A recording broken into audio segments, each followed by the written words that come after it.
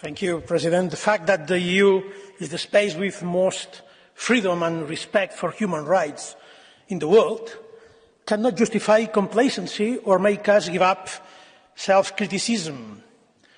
Fundamental rights are violated in the EU.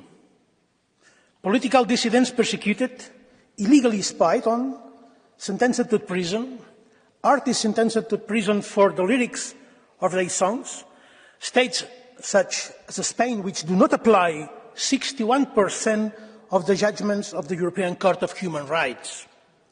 The double standard wipes away some credibility from the determination that the EU shows in its texts. We need to be more demanding with those at home if we are to be more pressing with those outside.